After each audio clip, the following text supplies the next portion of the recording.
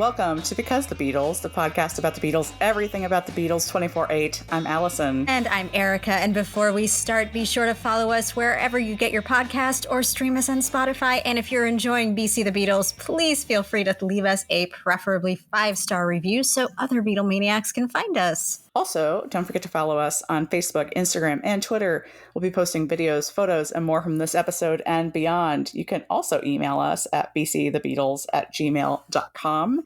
And shout out to everybody who has sent us a lovely email during our little hiatus. Okay, not so little hiatus, but, you know, while we've been away, we've got some good stuff. We're going to be posting some of it on our socials, so look out for it there. But before we do, Allison, I have a question for you. Uh-oh, what? Do you want to get back? Do you want to get back? I don't have the Abe drum intro to that after Paul says that, but yes, I want to get back, and I'm so glad we got back. Just like Paul, BC the Beatles got back.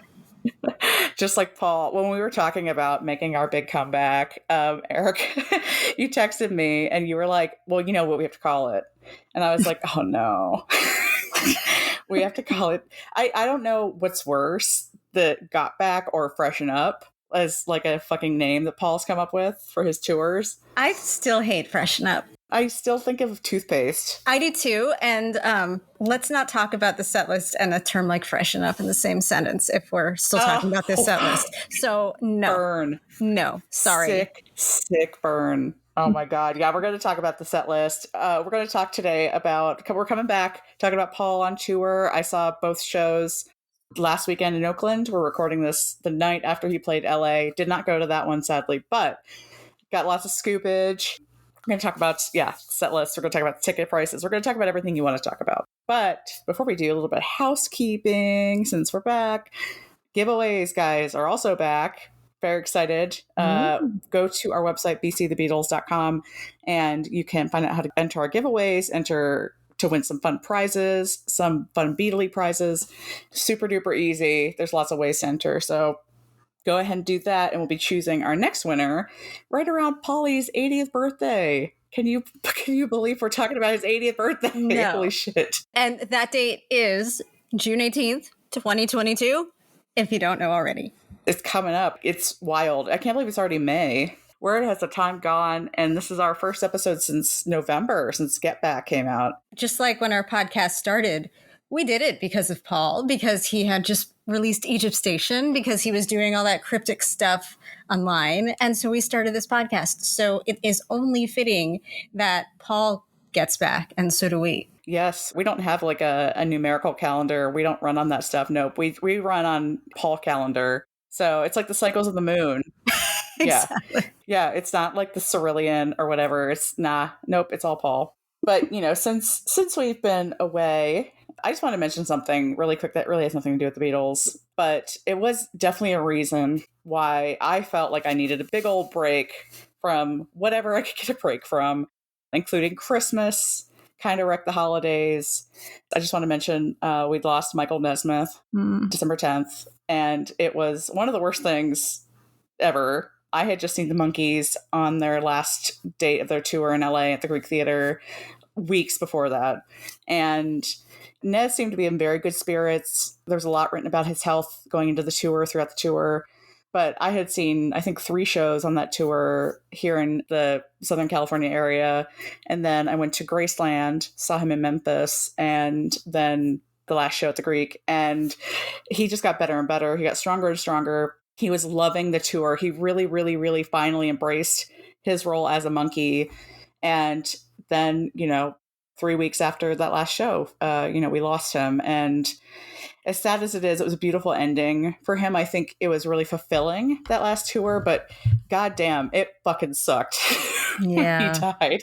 It was awful. And, in my career, I was very, very lucky to get to interview him once. And I met him a bunch of times, but he was right up there for me with Paul, with everybody, with John Sebastian, another one of my favorites. And that was a really hard thing to go through last December and into the new year. So we can definitely talk more about Nez, maybe in a future episode, about his association with the Beatles.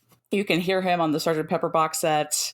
in one of the backing tracks for A Day in the Life, he was at those sessions. He was friends with John. He stayed with John and Cynthia at their house in Weybridge. And obviously there's lots of Monkees and Beatles Association trivia facts and all that kind of stuff. His figure loomed large, and it was a real loss. Real loss, still is. Yeah, that's really hard. And for those of us who weren't really enmeshed in what was going on, it seems like he was fine. With every performance, he was getting stronger and stronger. And then by the end, he was standing for the whole time, and he was joking, and he was singing really strong. And it was a total shock. Oh, yeah. No, me too. Me too. And I had a moment at the Greek Theater where I was lucky enough throughout the show to kind of like move up into the pit. And I just remember watching him walk off stage. And I just watched him. I watched him till the last second when he disappeared, and he was kind of shuffling off, moving a little slowly. But I was just like, I think this is going to be the last time I ever see him. I think it will. Aww. And it was so sad, but I was really grateful later that I sort of had that presence of mind to think that. So I could just watch him and just be like, thank you, sort of trying to communicate it by osmosis, but be, really just so grateful. The Monkees I was a Monkees fan before I was a Beatles fan. I don't know if I've really talked about that on this podcast. I may have talked about that when, we had Andrew Sandoval on, who is the Monkees manager and really the historian, the keeper of the legend, as it were. But I loved him for so long, and I never thought I'd get to see him ever perform, because he didn't perform for decades, so many years. And then he started finally coming out of his shell about 10 years ago and going on solo tours and touring with the Monkees and that kind of thing. And that changed my life. I'm just so grateful, so incredibly grateful to have gotten to see him play his solo music and with the Monkees, and certainly get to interview him and get to meet him in person, that. It just blows my mind that it actually got to happen. And he was a real tour de force and a talent like no other. And it just, it's still really hard sometimes to realize he's gone. But I would be remiss if I did not mention that at the top of the show, because I think a lot of us in the community too were kind of feeling it. And so if you are missing Nez, you're not alone, because I am too. Yeah, it was a big loss. Yeah.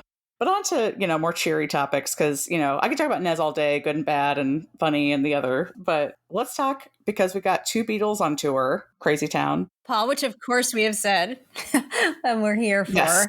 But also Ringo. Yes. Also Ringo. Ringo, sorry. Paul steals your thunder like 99% of the time about everything, and he's going to do it again.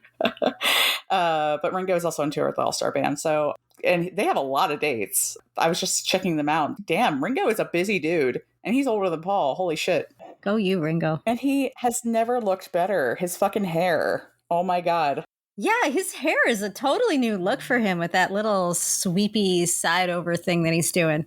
So cheeky. I know. There's some debate on whether he's, wearing a wig. I don't think so. It looks real to me. I don't think so. Yeah, it looks authentic. Looks like Ringo just sort of did what we all did and grew our hair during the pandemic. He always had the hair. There's no reason that if you had your hair short, your hair wouldn't grow. So I can't see any reason why it wouldn't be his hair. It's just biology. Yeah, he had a hairline. Right. If you have a hairline, your hair continues to grow out. So I think it's his hair. I love our science podcast. This is great. Mm-hmm, mm-hmm. We love science. And, Paul, I guess while we're on the topic of hair, I really wish Paul would have just kept silver maca. I was very sad when I saw him last weekend. I'm just I just really wish you would have just kept that fucking amazing silver look you had going on, Paul. He's not doing the full auburn. Memory almost full. Yeah. Yeah, we're not there. So we're just kind of at a highlighting stage. That's cool. Yeah, I guess so. Paul, as long as you feel good about yourself, I guess that's all that matters. Mm-hmm. So let's get into the meat and potatoes, because I have a lot of thoughts about seeing Paul in Oakland. I guess we should do a caveat, for those who want to skip the spoilers. Yes, we will be talking about the concerts. We will be talking about the set lists. If you are trying to keep yourself unspoiled for that, please take a look at the show notes and skip over to the time code where we are no longer talking about these things. But for those of you who want to know every detail, here we go. Here we go. Here we go. All right, buckle in, guys. So like I said, 2 shows in Oakland, May 6th and May 8th. I guess we should start with like what everybody always asks me. The very first thing, it's insane. They're like, how is his voice? Because that's what everybody's talking about online, Mm-hmm. right? Mm-hmm. Yeah. It's a huge reason why. I mean, I don't like Facebook for a lot of reasons, but it's a big reason why I don't spend much time there at all anymore. Every time I even attempt to log on, there's this conversation, and I just don't even want to see it. It's so dumb. And, everybody has an opinion, of course. And I've seen so many friends talking about it too. So I didn't really know. And I sort of had that in the back of my mind going into these shows. So I was like, I don't know. Like, it's still Paul. It's still going to be great. But I got to say, I didn't really notice much difference between his voice the last time I saw him, which I think was when you and I saw him in 2017. I don't think I saw him in 2019. And what I saw a week ago, I didn't think there was that big of a difference. Did he sound shaky on some songs? Yeah, absolutely. Like he had some moments, but I think he probably always did. He's just a human being. But there were other times where I thought he sounded amazing, particularly on some of his acoustic songs like he does Here Today, which like I wish he'd retire it, but that's a whole other story. But he sounded great on it. His voice was beautiful.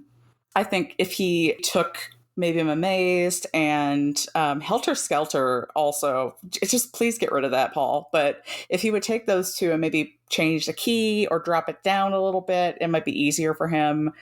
As far as I can tell, he still does everything in the original key, which is crazy. He probably has written 1,000 songs. Just swap it out for something that's in your range. No big deal. Right. I was having a conversation today with a friend of mine who was at the LA show last night, and we were both like, why doesn't he do more from like Chaos and Creation in the Backyard? Like some of those that are like more piano based, or I would love to hear Fine Line. Hey, that would be great. And that would be perfect for his voice. You know his philosophy that he is always playing to the people who have never really seen him before. These shows aren't really for us. Which is why he makes that comment about, like, I know everyone always goes to get a drink when it's time for the new stuff, but we're going to play it anyway. That's what we want. If it was up to me, I would never hear Hey Jude again, and I would only want to hear deeper cuts. But he's not doing this show for people like me. Yeah. And I was talking to somebody else. I don't remember who it was. Sorry if you're listening and I'm not crediting you for this genius idea. But they were like, he should do, I think it was my friend Drew. So there you go, Drew, you get a shout out. But he's like, he should do like a smaller venue tour of just like the deep cuts. And I'm sure it'd be $1 million a ticket. But like, I would love, oh my God, that would be insane. Truthfully, he could probably pack out an arena doing deep cuts, because how deep is a Paul McCartney deep cut? Unless you're talking about the 80s stuff, like Press to Play, like, kind of the stuff that gets ignored. He could do even like level 2 deep cuts, like just a level below, Live and Let Die and all that shit. And it would be so incredible. It would. And he would certainly be able to sell out shows like that too. Even more so, I think, because a lot of people, this tour especially, I think, are kind of turned off by the set list, because it is the same set list with the addition of the newer songs, which is wonderful to hear live to me. But yeah, the same set list he's been trotting out since like 2017. I saw the first show on the 2017 tour, which was in Fresno. And I remember that was the show where he debuted the In Spite of All the Danger, and that sort of like old house shack setup that gets projected when he does those songs. So it's definitely, but it's like the same set list for sure. And it's frustrating. It's like, Paul, you had 2 fucking years to like revamp your set list. Like, please, like, why? I know. And I understand, like, every new song you put in there, the band has to learn it. The lighting has to be created. The backdrop has to be creative. And if you're only doing, what is he doing? Like 12 shows or something this time, 15, like maybe you don't want to do that work for a new show. I don't know exactly what he's thinking, but this band can obviously handle anything he throws at them. So totally throw something else at them. Yeah. Paul was saying on stage at Oakland that the band, he's like, the band was talking backstage, and they realized that it was 20 years ago in Oakland that they played their first show together, which I was like, oh my God, like, that was really exciting to me, because that was my first Paul show was that Driving Rain tour. And or Driving USA, whatever the hell, in 2002. Almost 20 years to the day that I saw Paul, because I saw him for the first time on April 29th, 2002, and then I saw him on May 6th. So that was really cool for me. Oh, what a nice little history thing going on there. I Yeah. know. And that band is killer. And, Abel Boreal just fills my fucking heart with so much joy. He's so Incredible. talented. And he just blows my mind every time I see him. Just the way, like, his vocals are insane. Obviously, he's a master percussionist and drummer. He's a little superstar. So that was, I always love seeing that band. They're great. Yeah. So before we get too far into the set list, so one other thing that has been a real talking point during this whole tour has been the insanity of the ticket prices and parking fees. This morning, actually, I just posted an article on our Facebook page. So we've been discussing some of the ticket prices and whether they're too high, whether, they're kind of keeping you away or not. I got very lucky, and I'll tell you guys what I did to get 2 floor tickets for about $500 altogether, which I can't believe it. And I was in the 10th row and the 12th row, respectively, for each show. And StubHub is your friend. I somehow got the ticket for the second night on StubHub for not too much. And then Ticketmaster has been doing drops. So if you're going to a Paul show, keep an eye on Ticketmaster the days leading up to it. They drop tickets. They release tickets every day, every hour. It really depends. I was able to snag a pair of tickets to the May 8th show. So this was on Mother's Day. I had to buy both, which is single discrimination. Okay. I wasn't going with anybody. I was going by myself. So each ticket was $3.89. I bought both of them and I sold the one next to me. I sold it for a nice little profit, but it helped cover my fees. So there's a little life hack for you there, because those fees are a killer. That's for sure. So it can be done pretty economically for Paul. That's the caveat. Like, people who are Beatle people, I tell them how much I spent on Paul and they're like, you're insane. And I'm like, no, that's actually a good deal. It's a really good deal. You don't have to spend that much money. Just today, I saw one of the Florida shows had, nosebleed seats, but they were like $31 each. You have to hunt. You have to be willing to, keep trying, and maybe up until the day before or the same day. But if you want it, you don't have to spend an arm and the leg. The problem is that they're just so far away. You're basically watching him on a really big Jumbotron. The reason for going is a little bit lost if you're that far back. Yeah. It really is all about what you value in these shows. I mean, obviously it's a fun experience. I've certainly sat in nosebleeds for Paul, but I think at this point in my life, this part of my fandom, this part of Paul's touring career, it's like, I think if I can't, and I totally recognize my privilege of being able to say this, but if I can't be in a certain location within the stage range, then I'm like, I don't really want to go. And if that sounds snobby, I'm sorry, but it's kind of just where I am in my lifetime at the moment. You know what? It's a lot of effort to go to a concert, especially in our not quite post-pandemic times. So you have to do it the way you want to do it, or not do it at all, which is how I feel about the people who complain about his voice. If you don't like it, just don't go. It's okay. Yeah. Yeah, you can stay home and watch YouTube from Wings concerts. Go for it. Or, watch anything else. I recommend Severance on Apple TV+. Oh my God, yes. Watch Severance. So good. I'm so ready for season 2. Me too. You can all get into Severance and don't yuck REM about Paul. Exactly. Yes. Everybody wins. Yeah. Speaking of what a pain in the ass it is to go to concerts, everybody is losing their shit over these parking fees, which I totally get. And for Oakland, I didn't drive. I took a Lyft from my hotel, but it was I think the levels were $40, $70, $100. And then I saw a super VIP, whatever, for $250. Whoa. Yeah. And the Oakland arena is actually not that big. The capacity is 19,000. And so this parking situation is not big. So I was trying to figure out, I'm what is this super duper VIP $250 parking? I could not see an advantage of it whatsoever, having gotten dropped off from my Lyft at the entrance to the arena, having to walk across the parking lot. I'm like, dude, even $40 is a lot, but there's really no difference in the parking. Anyway, I had friends that went to LA last night that had pre-bought their parking passes on Ticketmaster, and they were $77. Jesus. Unfucking real. And SoFi, which is where Paul played last night in LA, which is where the Super Bowl was, I saw the Stones there last fall, and parking was a nightmare. I mean, it just, that kind of killed it for me. I didn't go last night for a lot of reasons, but I sort of never planned to go to LA because SoFi is such a clusterfuck. The parking there is egregious, and it's a pain in the ass. Like, I walked a mile, not even exaggerating, maybe more than that, for parking for the Stones, and it was just a nightmare. It kind of ruined my whole fucking night, I'm not gonna lie. So it's like, yeah, like, it is a part of going to a concert. Parking has always been a bear, but it just seems particularly bad this go round, I think. But moving on to the show itself. So we talked a little bit about the set list.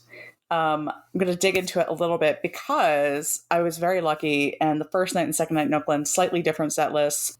The first night, I believe he played We Can Work It Out, which I loved because I love that song. And second night, he played in place of that. He played I've Just Seen a Face, also amazing. No bones about those. Like, great, Paul. They can stay. Love it.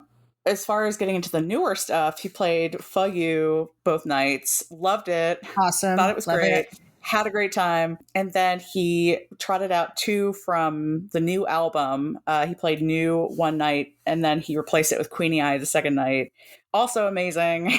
So excited. And by new, you mean 2013's album called New, not the newest album, McCartney 3. Not McCartney 3, yeah.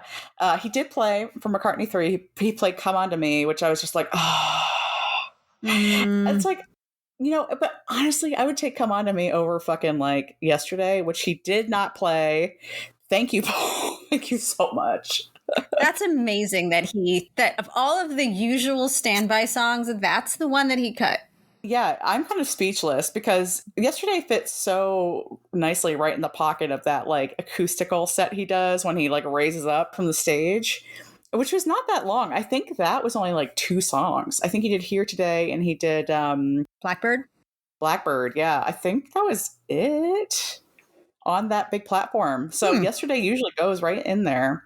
I don't love Yesterday. I've never loved that song, but I understand why people want to hear it. Obviously, it's like Paul's most famous song of all time.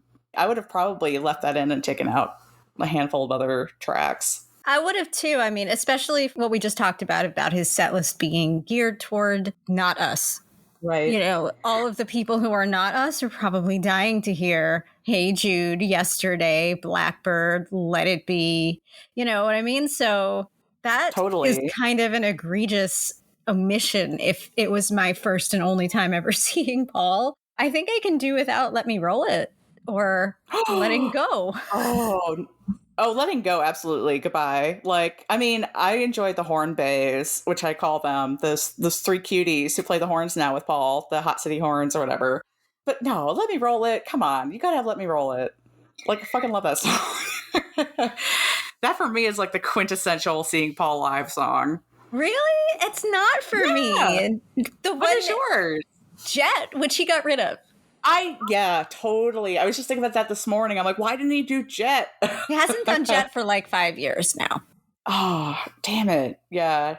Jet is like a total live song. But Let Me Roll It. I do love me some Let Me Roll It for sure. Well, we can agree to disagree on this one. I could hear a substitute for that and be happy. And I know Mr. Kite is not your favorite. Oh, God, Mr. Kite. I don't understand. I'm very glad he didn't do Magical Mystery Tour. There are a couple songs he's played over the years, over the 20 years I've seen him, where I'm just like, what the fuck? Like, what fever dream did you wake up from? And you're like, I got to add Mr. Kite to my set list because... And also, so along with the Mr. Kite thing, he trots out the same stories all the time. I took video of him telling some of these stories because I was like, Paul has really started to buy into the legend. This is why I don't rely on Paul for factual information anymore, and I haven't for a long time when we research our episodes or just in general, because it's like, I feel like when you live the legend so long, it gets blurred in your head. For example, he was talking about George Martin before they did Love Me Do and their little like acoustic set. He talked about George Martin. He talked about going to Abbey Road Studios and everybody cheered, whatever. And I was just sort of like, and I don't know if he does that because that's what people know the studios as. But I'm sort of standing there in my little like Beatles historian hat on. I'm like, it was EMI Studios, Paul. It wasn't Abbey Road until the 70s when it was going to close down. They had to rebrand it. Like, oh my God. And I get it. Maybe that's just me being fucking whatever. But I'm Did like, you raise your Abbey hand? Road. You're like, excuse me, Paul. I whipped out my megaphone and I interrupted the whole concert to correct his ass. Oh my God. If we see him again, I should make a fucking sign for when he says that. Be like, excuse me. It was EMI Studios. Oh my God. Oh God. You will officially be the most insufferable person in the Beatles fandom. Congratulations. Everything, because I was surrounded by men, so that's insane. Let's smash that patriarchy. I love it. Right? That's how we do it. We're going to be the fucking assholes at these Paul shows. Oh, God. Oh, shit. But like, so during Mr. Kite, whatever, he starts telling the story about John and the poster and blah, blah, blah, Weybridge. And I'm like, do I believe that actually happened? Maybe John had that poster. It's been sort of like kind of confirmed historically. It's like every time he tells a story, it's like, did you read this in the Beatles anthology? Or did you read this in like a Mark Lewison book? Like, it's just, I don't buy the legend so much. Like, the Beatles story is stuff of legend. It reads like a movie. It's whatever. But like, also, I do think that Paul sort of like has leaned into the legend so much on so many of the stories he tells that they're just not true anymore.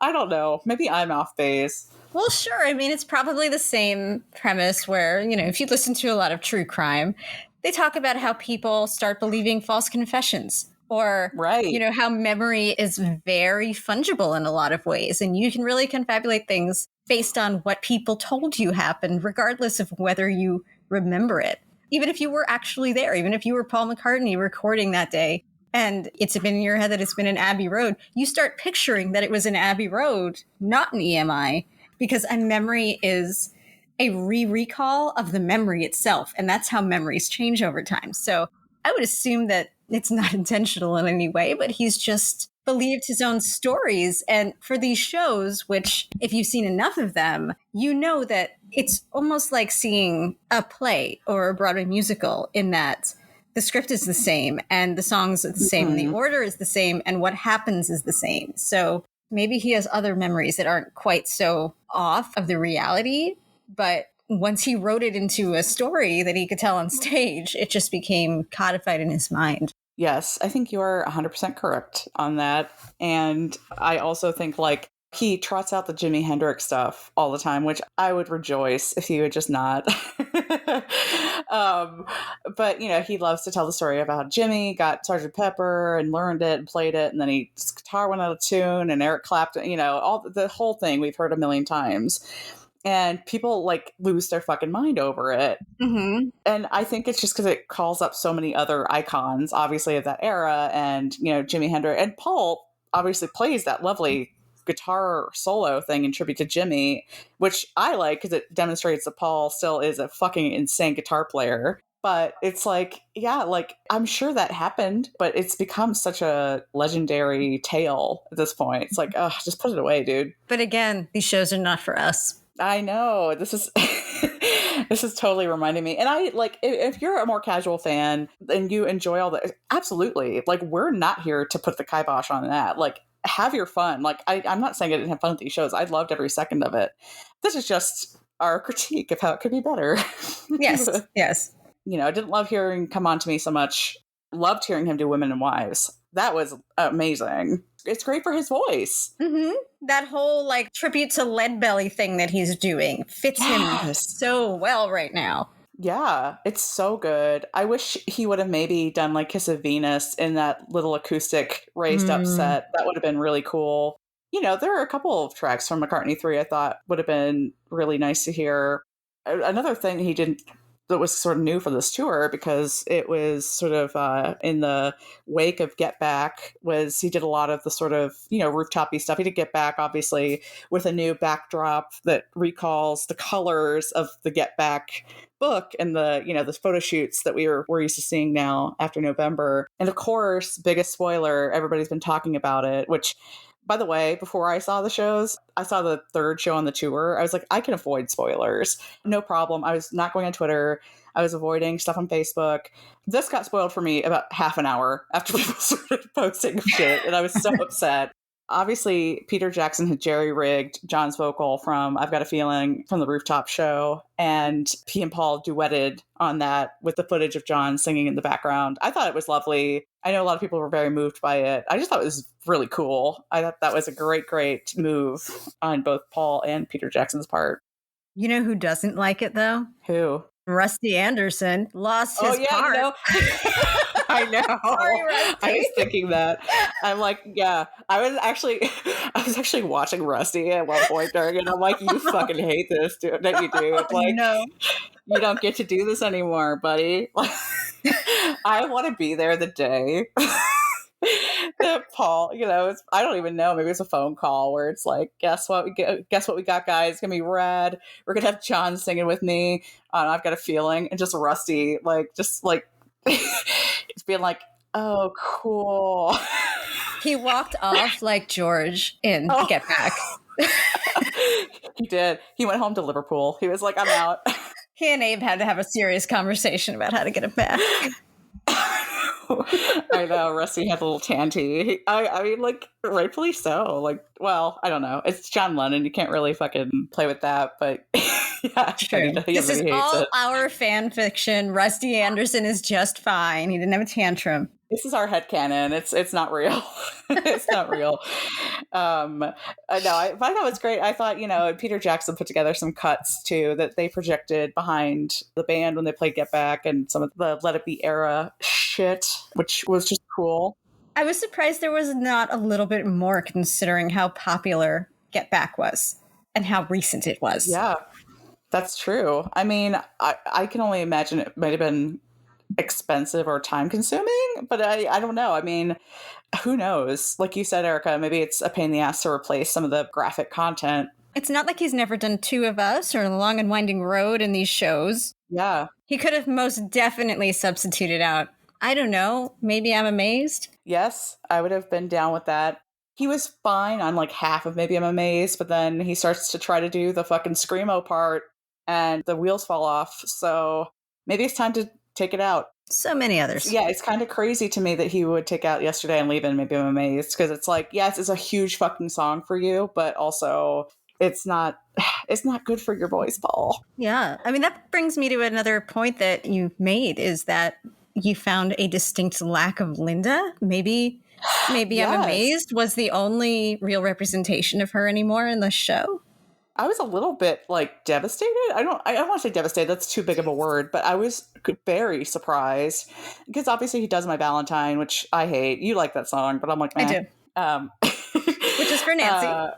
It's for Nancy. Obviously, he mentions Nancy and he's always like, oh, she's in the house tonight. And everybody looks around them. I'm like, she's not in the audience. Are you kidding me? Obviously, when he was married to Heather, he would do all the Driving Rain stuff, which we'll never hear again. I'm so sad.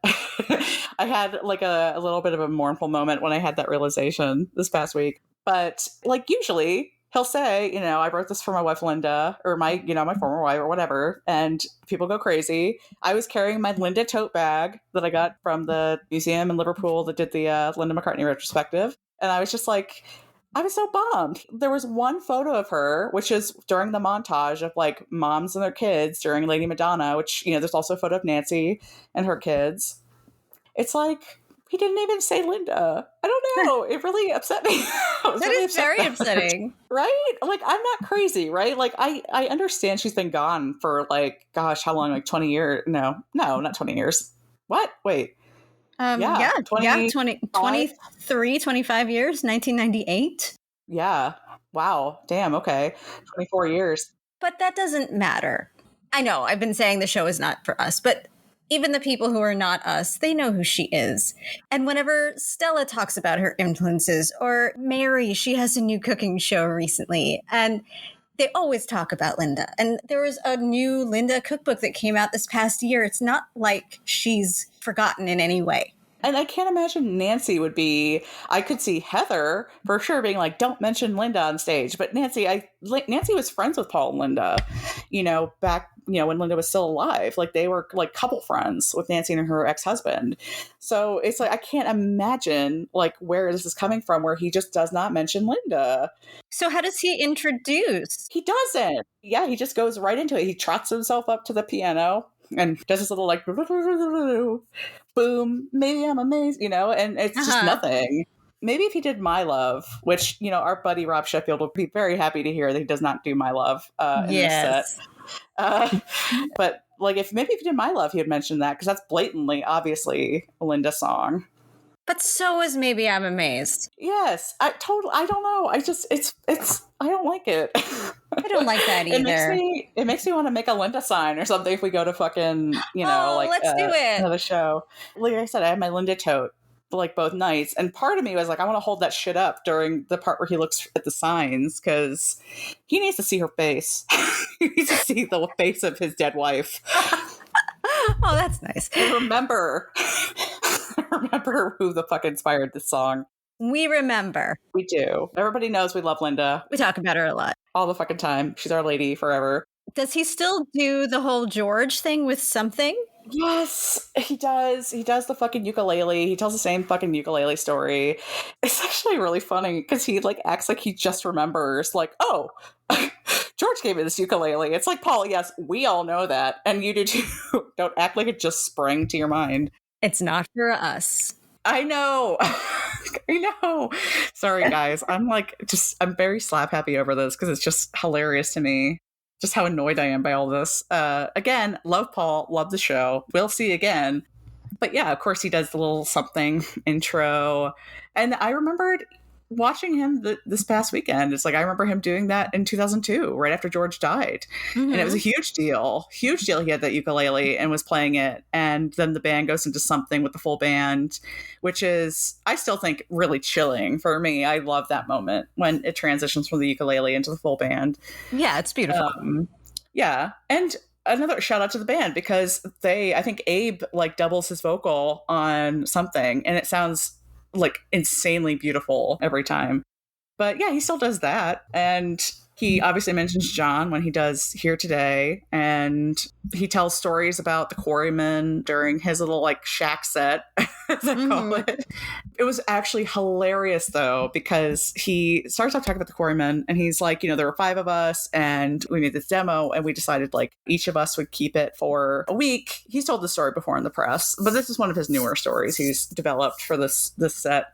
And he's like, there was me, and there was John, and there was George, and there was Colin.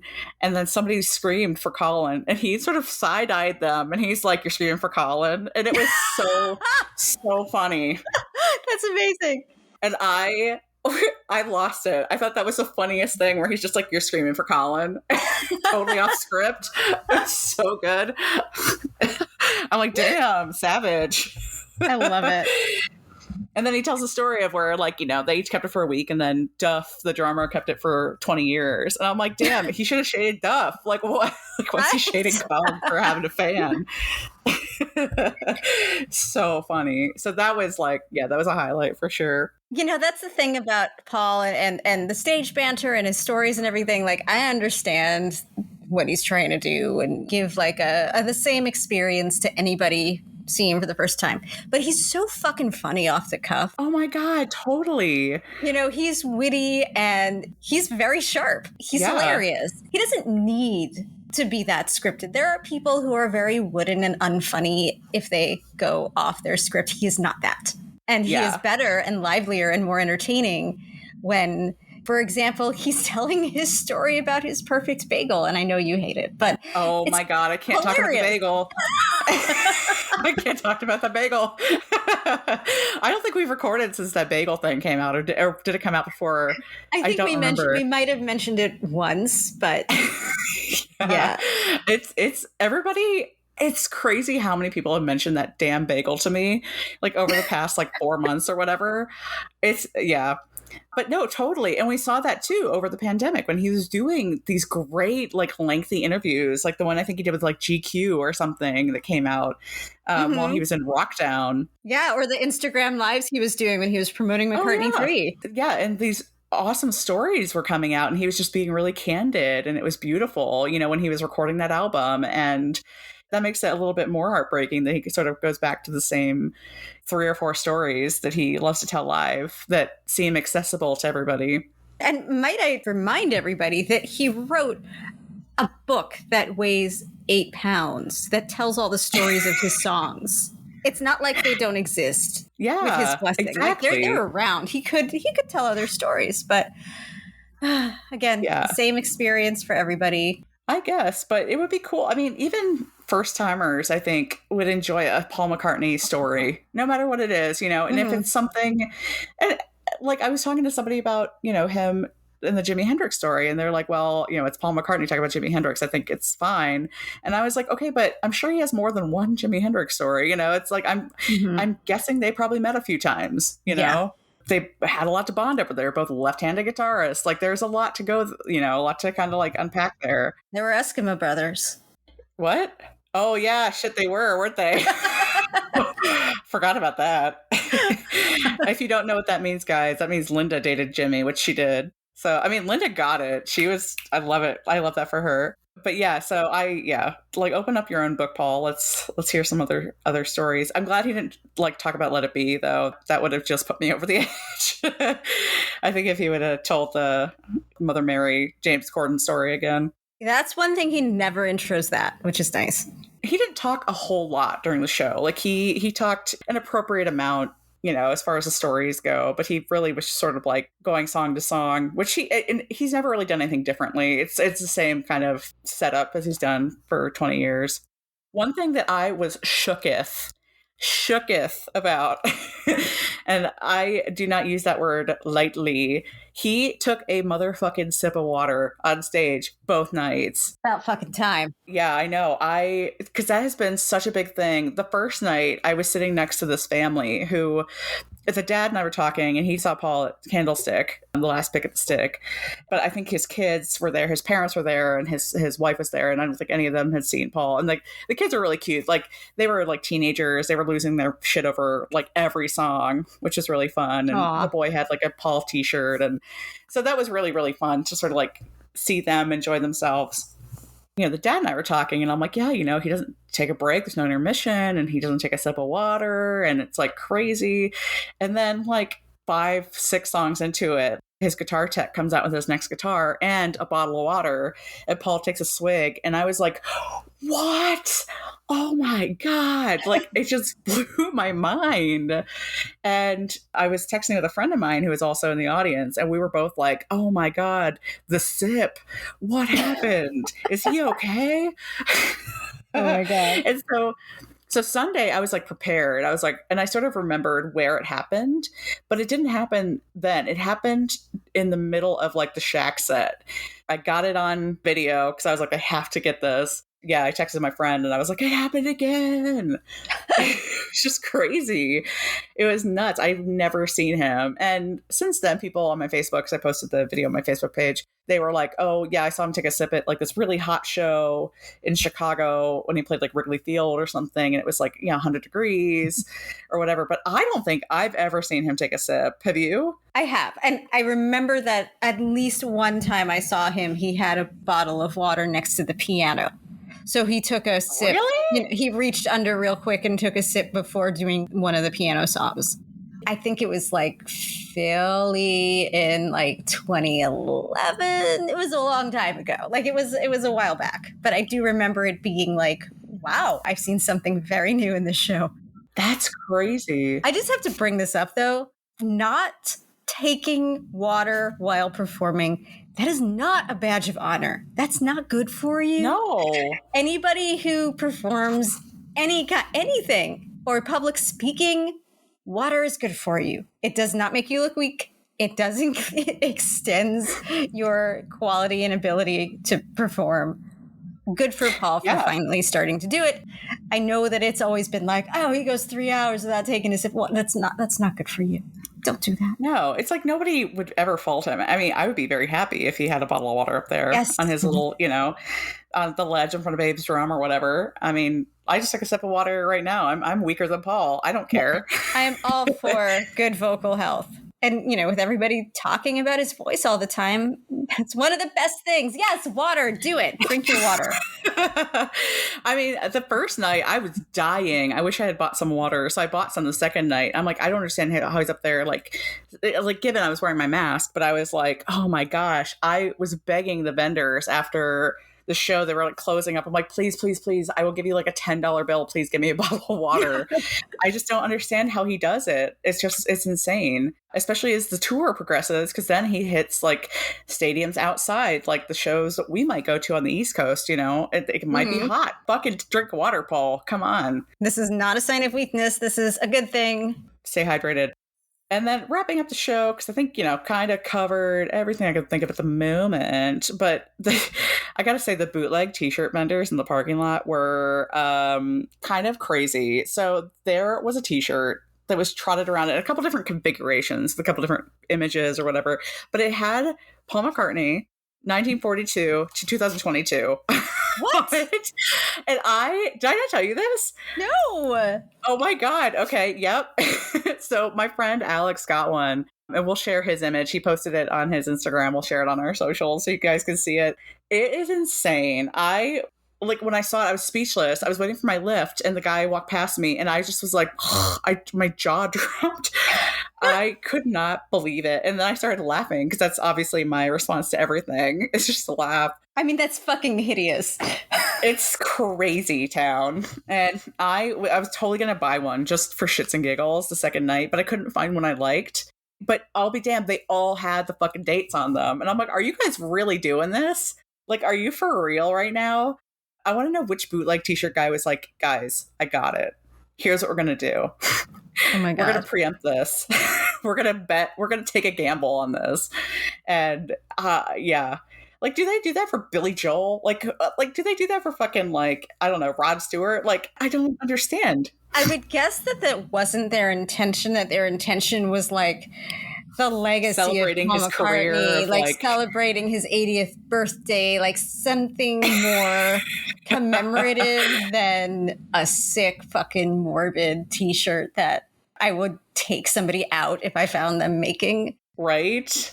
Like I couldn't believe it. And I tried to buy one, but just to fucking troll it, but no dice on that. No, you can't have that in your house. Like, you have that in your house, you have to burn it with fire. It's definitely cursed. I'm texting you right now a photo of the shirt that my friend Alex bought, which otherwise is an acceptable bootleg t-shirt. Look at that fucking shirt. The fuck?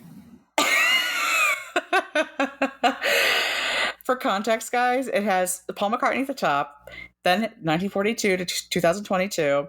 3 pictures of Paul. One is the Get Back photo that's on all the the Got Back posters and all that. Another one is that's like a couple years old, right? In the middle. Like, it's Silver Macca. Mm-hmm. And then there's Beatle Paul on this other side. Then it has a signature, and that says Got Back on the bottom. Sorry, this is fucking crazy. Like, trying to revive Paul is dead? Ooh, maybe they're just truthers. I didn't have that thought, but it could be. Yeah. So that was a highlight. But I did end up spending $100 at the merch booth. So you got me there, Paul. You got me. I'm glad you bought one that celebrates his life and not his not true passing. Yes, I know. Especially after seeing this almost 80-year-old man rock the fucking stage for 3 hours. It's like, oh, this is a big gamble on y'all's part. He still got it, that's for sure. So, spoiler-free review, obviously go see it. I mean, I wouldn't expect too much from the set list if you successfully avoided all the spoilers so far, but it's what you want from a Paul show, I guess, because as we've learned through this episode, it's hashtag not for us. So it's good fun at all levels of Paul fandom. It is. And the point is not to see recording worthy versions of your favorite Beatles classics. That's not the reason you go. expect that his voice sounds like his voice sounds right now, which is totally fine, but also expect that you are going to be in the room with Paul McCartney for 3 hours. Mm-hmm. He still does sing very well many of the songs. He's still a top-notch fucking musician, and especially if he goes off the cuff, he's funny as fuck. So it's a great time. Yes, absolutely. So definitely worth it. Definitely go see Paul. And in other news, we're back. Yay. So we have new stuff coming up. We're planning out a really fun season, mostly based right now around tours, Paul tours, other tours, just playing off the theme of our Got Back summer tour. I love that. We'll have some fun things. Yes. Well, for now, thank you so much for listening to BC the Beatles. And as Erica said, in the vein of the Got Back tour extravaganza, next time we'll be talking about Paul in Russia. I'm very excited. And we'll have a very special interview, probably a bonus episode, with a really fun source who is actually on the Paul in Russia tour, at least in Moscow. So keep an eye out for that. And until then, please follow us on iTunes, Apple Podcasts, wherever you're listening right now. Stream us on Spotify, etc. And please give us a rating and review so other people like us can find us. Yes. And also follow us on Facebook, Instagram, and Twitter. We'll be posting photos and more from this episode and beyond, maybe even a really morbid bootleg tour t-shirt. You can count on it. Yes. And remember, you can always email us at bcthebeatles@gmail.com too. See you next time. All right, bye.